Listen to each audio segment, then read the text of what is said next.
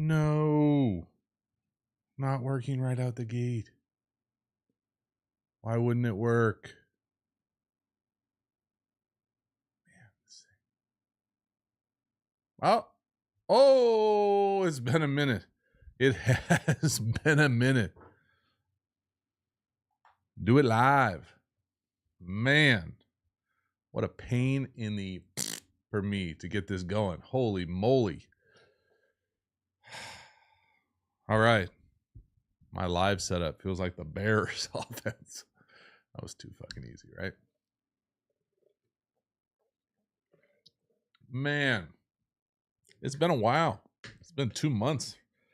It's so funny. Every season, I'm like, I'm going to do so many more lives. It's going to be awesome. No, they're not awesome. They're hard to do, but I'm excited to be here today. I'm going to check in with everybody, make sure we are how we're doing, make sure we feel all right. It's that time of year, I feel like, where people start going a little crazy. Bad ball happening all over the place. Lots of dumpster fires, shall you say? And yeah, we'll see. What did I watch today? Watch the Cardinals. Kyler Murray rolling the Jets. Oh man, that was tough.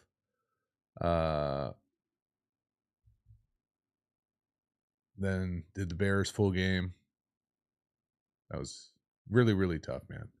I think the Bears thing, well, we can talk about it over the course of this live, but man, I think the crazy thing is, and maybe it just feels like I'm going crazy, but I feel like we identified many of these things weeks ago, and they got kind of band-aided over when they won a couple games going into the bye, I think 4-2. And then this last like month, 3 weeks, whatever, has been a disaster. But I don't think anything has changed as far as like the things I see on the film. Well, I will say I thought Caleb Williams probably played his worst game as a pro. Like there were throws, there were turndowns, there were misses, and insert whatever excuse you want, but it wasn't good. I appreciate you all coming in, checking in with the chat. I'll get into the chat here and see if we can pump through some questions. I don't really have any like overwhelming kind of hot takes or stuff I want to talk about over this thing. I just wanted to get in here and see what the vibe was. It's been a minute. I didn't watch a lot of football yesterday. So if you have like some random question about, saw some stuff in there about like CJ Stroud. I haven't looked at it yet. Things I was thinking about getting to this week. Probably going to do Purdy tomorrow. I'm interested to see the Bo Nix stuff. I thought it looked like the little I saw, they had the Chiefs on the ropes for a bit of it. So, who else? There was somebody else that I wanted to get to. I don't know. We'll see. Have there been any changes? You guys probably know better than I do. Have there been any changes across the league as far as staffs today? Like, we take any coordinators lose their play calling? Any head coaches? I tried to check right before I came on here. I didn't see anything, but then I went down a rabbit hole of trying to get this damn thing to work. So it took a bit. Drop kick. Any Cam Ward breakdowns coming? Oh, that was what I was going to do. I was going to this morning. Jalen Milroe. I wanted to go back and watch the Alabama run game stuff. So I might get to that this week. That was the one college one. There will be plenty of time for the college stuff in the draft season for me right now. I think right now I'm most interested in the NFL stuff. Simon 209, greetings from Germany, Deutschland. Appreciate you. You guys look like you guys were having fun. I love a good early morning kick NFL European game. I want to get to Bryce Young as well. I watched some of that game. Yeah. We'll see. So no moves, huh? Ben Jackson going with the hot take. Milroe good, Ward bad. You're welcome. I'm not that welcome. I don't know if I agree with that. Milrow definitely was rocking it though. The little I saw that game running the ball, holy moly! So I'm interested to go back and just scheme wise how they were getting to that.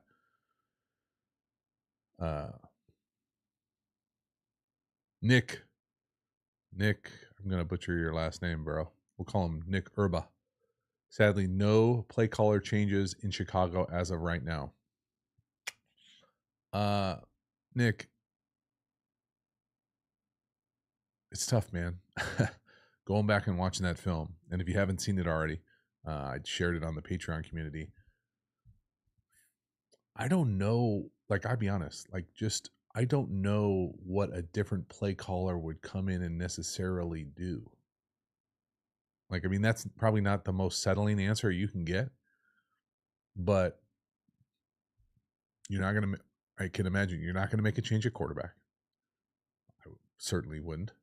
The running back thing to me, I personally think Swift looks. He just looks like he doesn't quite see things happen on time in front of him very well. He's got a very like bouncy vibe to it. Everything kind of bounces as opposed to, very rarely does he lower his shoulder and just get a positive play for us. But I don't think it's like defeating running style. I still think that they haven't figured out what their best personnels are. That's probably not a great sign in week 10. That probably means you don't have a great personnel or a couple personnel choices. Uh, the offensive line obviously is just an absolute fucking dumpster fire. Has been inside, now it's everywhere. It's just it's spread. Uh, but like they tried to move the pocket, it didn't work very well. They tried to get like kind of cutie with some like empty stuff. Like the one empty play that was fucking ridiculous was it was like an arrow screen or spear screen to Komet on one side to a tight end, which is weird. And then they sprinted to smash with DJ Moore and I think Keenan Allen running a bad leverage corner. And I just know, like, that's just bizarrely bad football for me. There's no good answer there. So, I mean, it's one of those things where I don't know what the answers are, man. I would say, hey, let's get more creative.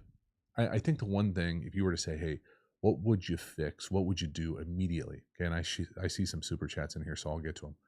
What would I do immediately? Rome would be the X. DJ Moore would be the Z. We would probably live a little bit more in 15, maybe even 13, a little bit more. I would want to create some sort of identity running the ball, like whatever their wide zone stuff is, their little bit of duo, some power stuff. It just never looks like they're that comfortable in whatever they're doing. And then from that, hopefully you can run it a little bit more and get a little bit more dynamic in your shot packages down the field because when you don't get any chunks, it just feels brutal. And then the other part about it is, and it sucks when Rome drops the ball in the first series on the first third down, but then they don't go back to the stops until the third quarter with DJ Moore.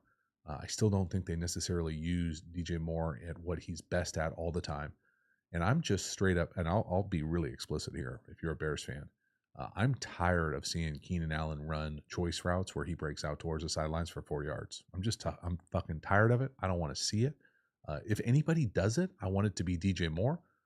But even DJ Moore, you can see to me, he doesn't have like a great feel for being friendly to the quarterback. Like his routes, he drifts. It's not. He doesn't look like an easy guy to throw to for me. I don't know, man. And Caleb has to play better. So it's all those things. Josh Miller, appreciate the super chat. Ba-boom. I can get these things to work again. What do you make of the comments from older QBs suggesting that the pro level quarterbacks are degrading the position? And what? What do you make of the comments from older QBs suggesting that pro LE lovely QBs are degrading the position? Is the art of playing quarterback dying? No, I don't make anything of that. I haven't seen those comments, but no, I wouldn't agree with that either. Andrew Springs, why do you break down? Why don't you break down Brown's Deshaun Watson tape? Why do you think, Andrew?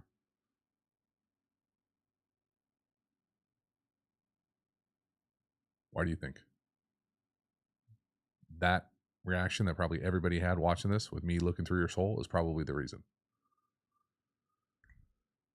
Darius Lorenzo, what are your thoughts on Aaron Rodgers?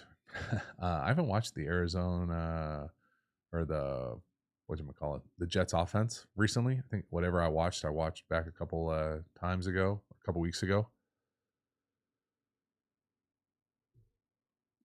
Look at that. Steve's got jokes. Shador or Cam? It's tough, man. You're talking about who I would rather have as an NFL quarterback or who I would rather have in a college football game.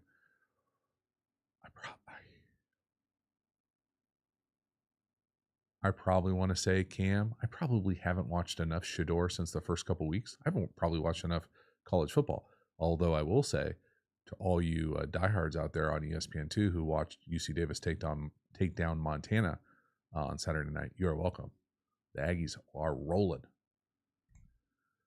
Chris, is Daniel Jones finally done in New York? I think it's been done, bro. Like I don't. You got to understand, or from my perspective, this channel is really whatever I'm interested in quarterback wise. If I haven't done your quarterback for a while, it's just my opinion about not being interested in that. Like, to me, that's not like the Giants thing has been done. Like, I think Neighbors is a really exciting player, but do I have any interest in like watching in detail what they're doing scheme wise, what Daniel Jones is doing? I just don't. So for the sense of this channel, is Daniel Jones finally done in New York? It's been done. Thoughts on AVP and what he's done with May? Who the hell is AVP? Alex Van Pelt? Look at that. I did it. What he's done with May.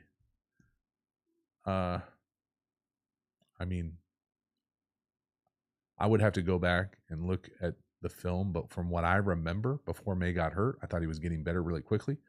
I still think with May, you're going to get some crazy wild plays every once in a while, and you're going to get some crazy head scratchers, and the inconsistency in there is just going to be part of his growth, part of his story until he proves he can do it down after drive after drive after game, those types of things. So is there any reason why he can't grow into that? Absolutely not.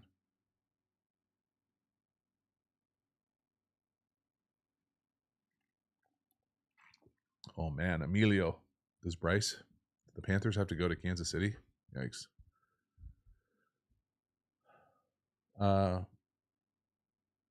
Who else do I have that I wanted to do? Let me know in the chat who else you want me to do this week. So what did I say? Purdy, Bryce Young, probably Bo Nix, maybe Drake May. Although, like Drake May, that game versus the Bears wasn't that great from them offensively, right?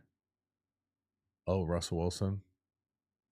Yeah, I mean I wouldn't say necessarily that I, by any means, have ever been the biggest fan of Russell Wilson's type of play, but I think you have to at least acknowledge the fact that that franchise, uh, third team, what he's been able to do coming in middle of the season is a pretty damn cool story.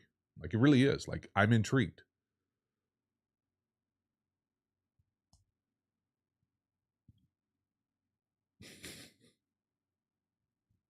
Commander Ray, it was May's worst game, but he did what was needed to win. Yeah, I mean, okay.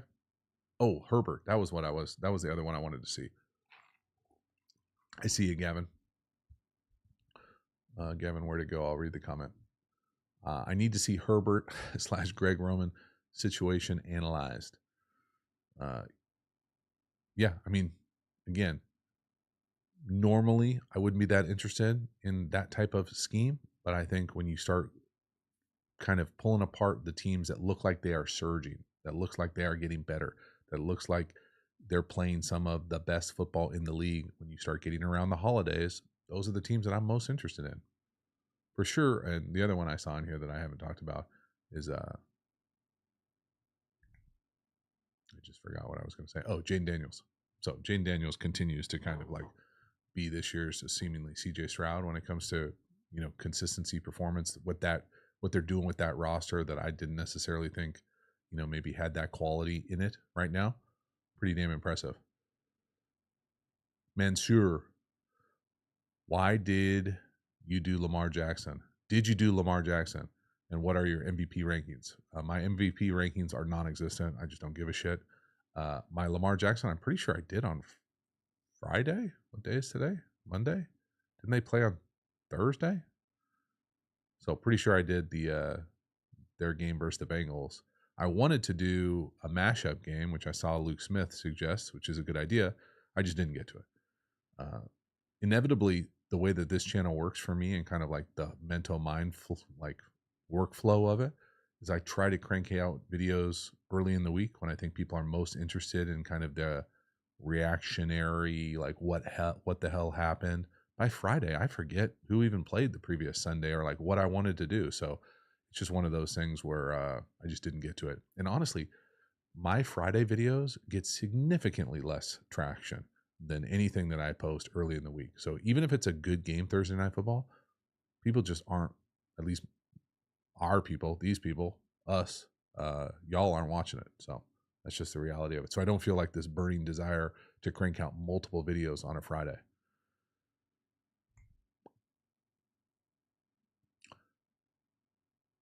Young T Freshly with the very interesting comment. Interesting.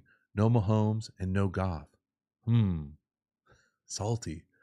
Yeah, I mean, is anybody surprised? Like Mahomes, it would be interesting to go back and maybe see like why maybe it isn't as dynamic as it has been other years, but I'm not that interested in that. The Chiefs are fucking undefeated. They're going to be right in it, right at the end. Maybe the most interesting thing to do is to start like building the potential for them not to three-peat and why that's the case and how we can see kind of the underlying structure maybe be a little vulnerable as they continue to win, but maybe win in maybe less explosive ways than we're used to on offense. And that way you could even make the case that that was the case last year as well. So we'll see. Logan Brown, what have you thought of Bo Nix and his development this season? Anything more than what I've said in the videos that I've done about Bo Nix? I have not thought about it for a second. I have not watched one snap that they made yesterday. That's not true. I saw a highlight when they looked like they had the lead versus Kansas City. Alvaro Bellario. Golly, that was tough. Sorry, bro. Alvaro. Big Al. What's your take? And appreciate the super chat. What's your take on why the 49ers are not getting the job done in the red zone? Zero take. Did not watch a snap of them yesterday, but I will probably have a take on that tomorrow after I share the Brock Purdy video, probably on YouTube. So sorry, I haven't watched it, dude. And then the crazy part, well, this is like a side tangent, but like it's always fascinating to me. And maybe it's just because these dudes work way harder than I do on the weekend because I don't do anything when it comes to watching film. But like if I had to do like a live show where I'm reacting to every game, like it would be really hard. I feel like it would be borderline disingenuous to say you've watched every game on 3:00 Monday for me. Now maybe if it was like, I don't know. Oh well, I'm sure I could get through more games if I didn't make the videos and I just crank through them. But like to really study them and like pull them apart and look at each position and like why things worked, why things didn't work on both sides of the ball. Yeah, bro. I'm not even close to having a hot take on many of these things. So I apologize. Big Drew 923. I see you with a salty question. Why do you hate 7-step dropbacks and why do you hate Mike Martz? I definitely don't hate Mike Martz. Mike's a great dude. He's a unique cat. I hate 7-step drops because it takes forever and it's hard to protect. I mean, they're great when they hit and when you have enough time. I'd rather just be in gun and do 5-step. That's just me. Michael, my man, the original, the OG, one of the OGs on the channel. How can you tell from watching film if someone is running a choice route instead of a designed one? Ooh, that's an excellent question, Michael. I think a few different things give it away. Normally, it will be either in the slot or like with a 7 route or a corner as kind of a clear out for it.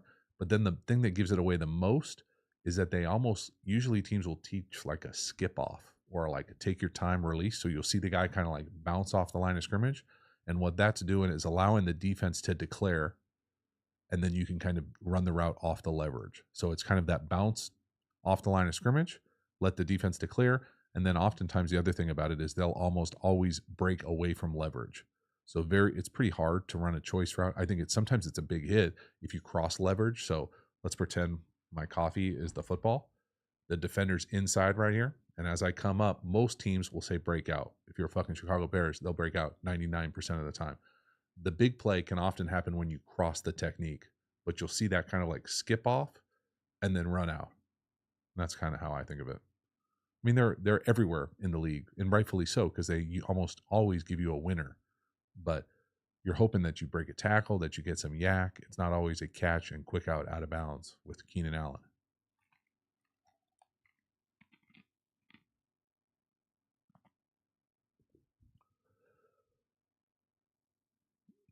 Bears. Do you think firing coaches in Chicago changes anything? I mean, it changes something. Like people will be losing jobs, people will be moving. But in regards to changing like the outcome of what the rest of the year looks like, does it make them a Super Bowl contender? Does it make them like have a great surge opportunity to make noise in the playoffs? I mean, here's my thing about it is I see both sides of it. I see saying, hey, we're going to blow it up regardless. Why are we going to let this guy burn for 2 months? Let's just cut ties, give somebody else a chance on staff. This is why I think sometimes the best reason to do it is if there's someone on the staff that you would evaluate to be the head coach, why not give them, whatever, 8-week runway, 7-week runway to try it out? I as opposed to doing nothing and just staying the course. I also see the value in that, as well as far as projecting the era of stability, to not being rash. But I also feel like sometimes you can turn on the film and say, whether you want to frame it like, hey, has this coach lost the locker room? Has this coach is there infighting going on in the locker room? I can tell you, my opinion is that there is a severe disconnect within the Bears offensive unit.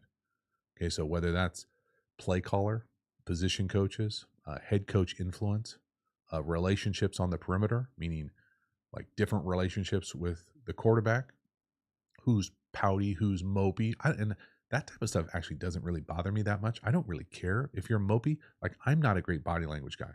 I'm not, never have been, don't pretend to be. But I will tell you that there was never an opportunity, I would even say in practice, that I didn't give 100%. Now, you might say, yeah, that's because you're like a bottom feeder on the roster. You never got paid like certain guys. That's fair. But if I did, I still don't think I would. I still think I would be a max effort guy at every opportunity. Maybe that's me being naive.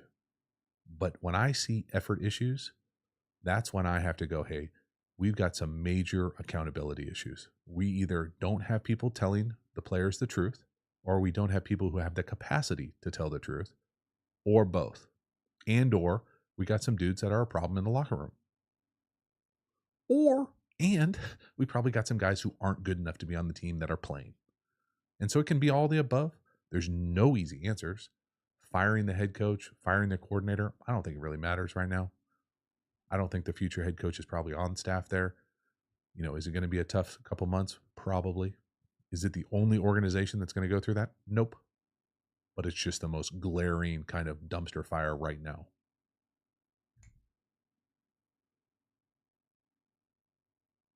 So we'll see. My guy Joe. Big Joe, what's up, man? Cheers. Hopefully you're recovering, back on the path to the light side. Bro, is Aaron cooked? So many people had Super Bowl or bust for the Jets. That's pretty crazy, right? I don't know. I to be honest with you, Joe, I'm not that curious enough to go back and watch. I'm just not. Like, maybe. I still probably think Aaron could roll. I think we didn't know it at the time, but after McCarthy got fired in Green Bay, Matt LaFleur probably provided more for what that team did than we probably gave him credit for at the time. myself included. And so now we're seeing kind of an Aaron-centric system, a true Aaron-centric system. And it's just not that easy to do that, man. It's just not that easy to do that. Favorite, my guy Ryan, favorite QB to watch right now and why? Who do we watch the most on the channel? I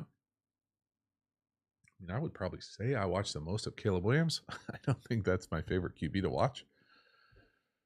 I would say last year it was definitely CJ Stroud. I would say Lamar Jackson. I feel like Lamar Jackson is a pretty simple, easy choice. I mean, he's just playing at such a high level. I really like watching Joe Burrow as well, just because Lamar Jackson is so out of reach for most people. And I think people don't understand how good of an athlete Joe Burrow is. But at least like his mechanics, the polish that Joe plays with, I think is something that many quarterbacks could aspire to get to. They might not ever be that good, but you could aspire to do that. Like as a player, I could never aspire to do what Lamar Jackson does, or like Josh Allen, or even like Patrick Mahomes. But like the way that Burrow plays and spins it so consistent, is a little bit more relatable to, I think, what a lot of quarterbacks should aspire to play like, because he's a great athlete, but he's not like an alien athlete out there. Hope that makes sense.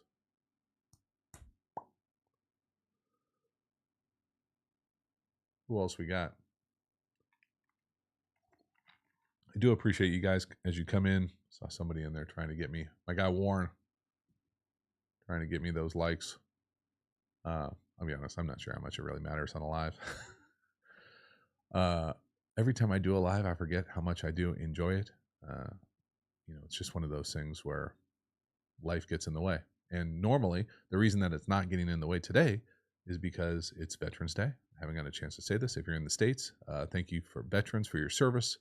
Certainly appreciate it from many people down in San Diego, Coronado, big Navy town. So we appreciate it. The other part about that, not so much why we are doing the live because it's Veterans Day in the States, but because soccer season is over down here. So rec soccer season is over. So I don't have to rush kids around after school in the afternoon. So maybe that gets a little bit more time to be able to do this kind of stuff. We'll see. Who knows? Priorities, right? Priorities. Drew, Russ can still spin a pretty deep ball. Yeah, he's always been able to spin a pretty deep ball, no doubt. No doubt. Who else we got? Nate Shields, appreciate the love. Love your breakdowns. Hooday.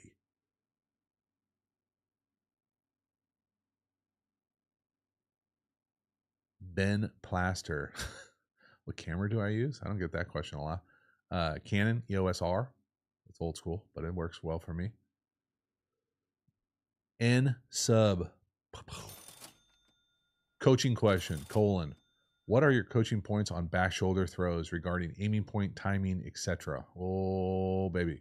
N sub. It's a tough one. So my 2 parts. So I think you have to talk about back shoulder throws from the quarterback perspective and the wide receiver or eligible perspective of like a big tight end. Most times I prefer to have it just called a go or a fade, and it's the quarterback's decision when to throw it, as opposed to calling a back shoulder throw. When I was in college, back in the early 2000s, we actually had some throws where we called back shoulders. I felt like it never really worked quite as well. Didn't ever do that in the league. So that's the first part. The actual cue or points that I like to talk about with quarterbacks, or what I used to think about, is essentially if you're even or behind the DB, it's a good opportunity for a back shoulder. If you're in front or leaving the DB, you want to probably usually lay it over the top, fade-ish. The next part is I just like to throw it right at their like ear as hard as I can, kind of above the head. And so I never wanted it down low. Now you can get away with it down low sometimes, but I always thought it was easier for guys to be able to turn and kind of catch it right above their ear, away from the near defender. I think of it as a super drive, firm throw. I think it's certainly easier to the short side, especially in high school and college. Timing wise, to me, it's just the same timing as the actual go throw. So, if it's a fade on like the 5-yard line, it's probably a 1 step. If it's down the field, it can be a 5. Hope that makes sense. Seeing if I missed anything.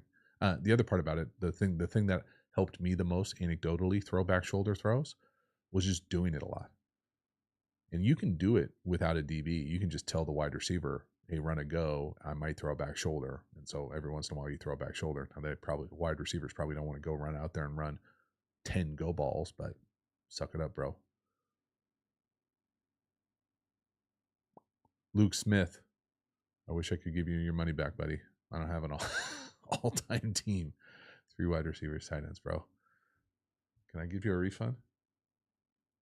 Sorry. Dang. Bummer.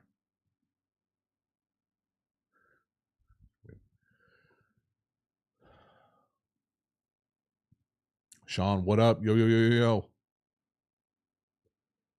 Have you ever, Gavin W., have you ever got offers to do other media appearances since the QB school took off? It took off? Well, what do you mean by appearances? Do you mean like doing radio shows and like doing podcasts? Sure. The problem with that is, well, I guess maybe people get paid for that. I don't get paid for that. It's also one of my favorite things about this channel is like just doing whatever the hell you want to do whenever you want to do it. And so to like be on the hook for a radio call at 11 o'clock on a Monday, like I just wouldn't, I'm not going to watch the same film every Monday. So I'm not going to be ready to go, with my hot take on the Texans or hot take on the Colts or hot take on insert whoever you want. So it just doesn't work for me. But like, you mean like like a legacy media like ESPN or like a real broadcast or like Amazon? No. I've had like very soft inquiries from the NFL Network, but not really. And I gave them kind of the same answer where like, I'm not anti, I just love the freedom of this as more than having I think a lot of guys have aspirations for like a broadcast panel show or like, and to me, I just don't like, I don't watch those shows. I don't aspire to be on those shows. That's no knock. If that's what you like and that's what you do you? It's just not what I do. And we're cool with that.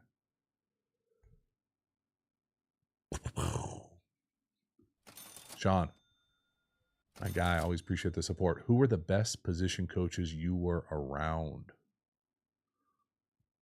Oh, baby. Let's go through this. My first position coach we'll talk about just the pros. Mike Shepard drafted me. I have a lot of respect for Mike. He was like a college wide receiver at Cal Lutheran. Super hard worker, very diligent, detailed. Probably got my start in the league because he believed in me. And taught me a lot of like the details of preparation. I got traded to Green Bay, where Darrell Bevel was the quarterback coach. Probably not the best relationship I ever had. In Minnesota, is it Greg Olson? Kevin Olson? Something Coach Olson? I was only there for a little bit, so that probably wasn't great. Then Darrell came over from Green Bay to coach the Vikings, so that wasn't great. Then I was in Chicago on the practice squad with Wade Wilson. Wade, great dude. Quarterback dude, great dude. I wouldn't say he would classify as like the most detailed guy in the world. We were also running a borderline high school offense at the time. I used to call it the weapon offense. Fucking used to piss off, what was the guy's name? Ron Turner. He heard me say that one time. He got all sensitive. He's like, why you call it the weapon offense? I'm like, because all of our concepts are like sword, knife, dagger, shield, and then like all of our personnels were like different gems, like ruby, gem, diamond. I was just like, I felt like a pirate. That was not a great offense. Kyle Orton was playing as a rookie. We were amazing on defense, terrible on offense. Where did I go to next? Then I went to Josh McDaniel was the quarterback coach in New England. Pretty detailed. They had a really cool relationship with how they did things in New England. That was pretty aspirational for me at the time.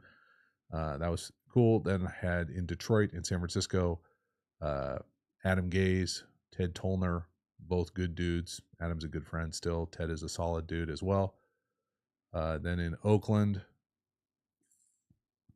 I had Ted again and Paul Hackett. And then in San Diego, what was his name? John Randall? Randall? Yeah, I mean, I don't know if I would say, God, that went way over all over the place. Sorry for the rambling.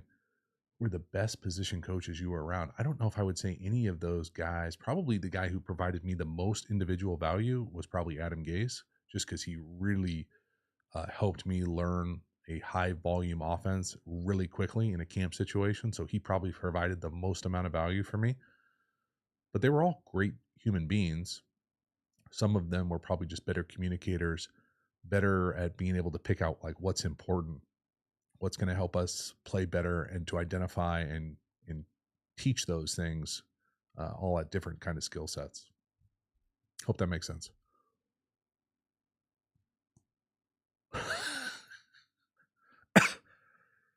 I don't even know how to say the name.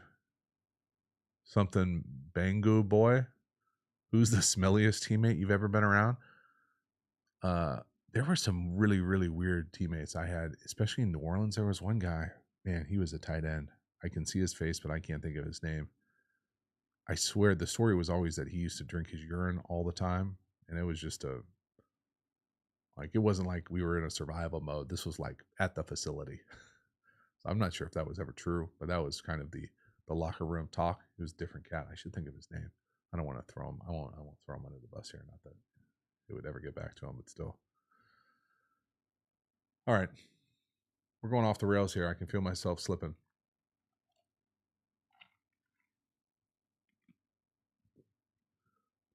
Run the damn ball, Kyle. TJ, are you breaking down Brock this week? Run the damn ball, Kyle. It's fucking JT, bro. You're literally in the chat. What else we got? Thoughts on Hurts this season and overall? GGN 10. I think I did Hurts last week. I think Hurts with his weapons on the perimeter and the way that they've run the ball and the way that he looks healthy and explosive and dynamic, with kind of what Kellen Moore is doing concept-wise, I kind of like it. Feels like it's going in the right direction. Now, we'll see how it ends up. But I thought there were some nice strides early in the season too, kind of playing without Kelsey and like figuring out how to take command at the line of scrimmage, those types of things, and like hot throws, hot answers. I feel like it's been going in the right direction. You guys you disagree? Let me know. Hank throwing out the big bucks, $10 super chat. I really got to give an honest answer. Who would you suggest the Bears target as a head coach in the offseason? I think you have to go offensive. I would say yes. But is this even an attractive job considering the dysfunction of the franchise? FML. Yeah, don't FML. Listen now. Okay. Many people in this channel, this community, got all sensy with me when I said Caleb might want to think about kind of determining where he goes as far as first overall pick. People freak the hell out. Like, why would you fucking Bears are great? Da, da, da. The Bears are very passionate. It's not the fan base that's the issue. It's the long-term track record of the organization that is the issue for me. So what I would suggest, if you were asking me if I'm like Caleb Williams' best friend, what do I wish for him to do? What do I wish for him to be in the situation? I would say I would want to wipe it clean. Okay, and that, it's not always easy to say about people. I understand all these people have jobs, families. It's tough, man. It's a tough ass business. I would want to wipe it clean, and I would go out there and give whoever you think is the absolute available Kyle Shanahan type guy, meaning to me, not that we're going to come in and run Shanny stuff, but someone who is on the up, who wants total control of the organization. Now that doesn't mean that they are going to be the day-to-day GM as well. Okay, but they have overall football say. They have roster control. The final decision stops with them. They can go hire a John Lynch to be like the personnel guy and do all the draft stuff and the eval stuff, whatever. I'm talking about an offensive young football coach on the up that is the absolute best across the industry, that we can go get. It could be anybody. That here's the thing, that this is a perfect example to me of why the Bears are kind of always in this kind of like same conversation. I always think of paying coaches as like hidden cheat codes. Okay. Now, it's not that the money's not real, right? Like these owners aren't money printing this thing. And that's a whole different sector conversation that I'm not willing to have with you guys right now. It's not money printer go burr, but it is a way to make your team and your organization significantly better if you're willing to pay elite talent, because it's not part of the salary cap. So that's where you get your advantages. You got to do shit like that to give yourself an advantage. Now, if you swing and miss at that, well, then that's a whole different conversation. But go out and get whoever you identify as the absolute best offensive available mind who aspires to run the organization. So head coach, play caller, final football say. If that's Ben Johnson, if that's Cliff, if that's if that's trading for Shanahan, if that's insert, if that's going to get McVay, if that's whatever, whatever you're willing to do. Right? There's no easy answers. The only kind of constraints are our creativity. All right, a bunch of stuff came in I didn't get a chance to see. Fish and chips isn't it Buddy Ball in SFO? Looks like to me. I don't know. I mean, who's he? What do you mean Buddy Ball? Like he's throwing it to they threw it a lot to the fullback? Or are you talking about like Purdy and Kittle? Could be any. I mean, is Debo the buddy? I haven't watched it. I'll watch it. I'll probably do it tomorrow. So call me out if I don't call out the Buddy Ball. Micah, have you ever considered doing run game videos on here? I know it's QB school, but the run game stuff on Patreon kicks ass. Micah, you are the man. No, I have never considered that. I would consider that in the off season. Like, I mean, I had videos on, I think I have a full clinic on duo, a clinic on pin and pull. There's only so many run games. I was always thinking about doing a course on quarterback run game. I love the quarterback. I love the run game in general. If you didn't know this about the channel, you're probably not a Patreon member, but I love the run game. I just think it's fascinating to see those groups move together and move people against their will. So yeah, I would definitely think about it. Appreciate the 10th super chat too. Holy moly, you're the man.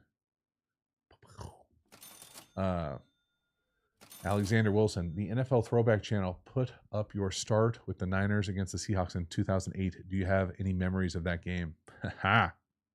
Yeah. I remember a pick six. I remember getting sacked a lot. I remember a couple checkdowns to Frankie G at the end of it. I remember I threw an amazing hot versus like quarters, like a quarter 0, 2 palms read to IB, to Isaac Bruce up the sideline. He got hawked from behind. I think I threw a dart touchdown to the left to Johnson. It was great. That place was loud as hell. So the NFL has recently approached me about the NFL channel, I guess, about doing kind of interweaving some old school games, so that all 22 from those old games has always been an issue for me to get a hold of. It looks like I'm probably going to be able to get a hold of some of those things. So definitely in the off season, maybe even before the season gets over, there will be certain games that I'll go back and watch. I'm definitely planning on doing like a series of my starts, just because I think it's only fair to critique myself, and you guys hold me accountable for being congruent in my criticisms. But there will be many. But yeah, that's kind of what I want to do with that stuff. So as we get closer and closer to the off season, if there are old games that we want to see, we're probably going to be able to make that happen, which is going to be pretty awesome. I'm pretty fired up about that. I am not fired up about the quality of that all 22. It is a little blurry. A little blurry.